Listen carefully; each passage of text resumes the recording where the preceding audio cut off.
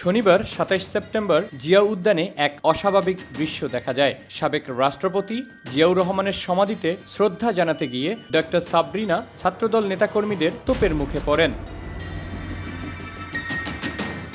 ঘটনাটি ধারণ করা ভিডিও সামাজিক যোগাযোগ মাধ্যমে ছড়িয়ে পড়ে। ভিডিওতে দেখা যায় নরসিংদী জেলা জিয়া সাংস্কৃতিক সংগঠনের ব্যানারের সঙ্গে উপস্থিত ছিলেন ডক্টর সাবরিনা ও আরও কয়েকজন। তখন ঢাকা মহানগর পশ্চিম ছাত্রদলের সভাপতি আকরাম কয়েকজন নেতাকর্মী নিয়ে ঘটনাস্থলে পৌঁছান। আক্তার ডক্টর সাবরিনার পরিচয় জানতে চাইলে তিনি বলেন তিনি কেন্দ্রীয় কমিটির ১ নম্বর সদস্য।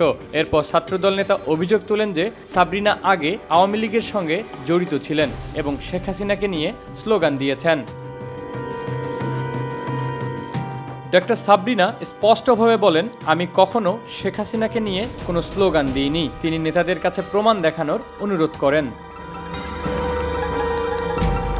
কিছুক্ষণ বাকবিতণ্ডা চলার পর আকরাম সাবরিনাকে নির্দেশ দেন তাকে সেখান থেকে চলে যেতে হবে। তবে ডক্টর সাবরিনা বলেন, জিয়ার মাজার সবার। এতে কিছু নেতাকর্মী আওয়ামী লীগের দালালেরা হুঁশিয়ার সাবধান এবং আওয়ামী লীগের ঠিকানা এই বাংলায় হবে না জাতীয় স্লোগান দিতে থাকেন।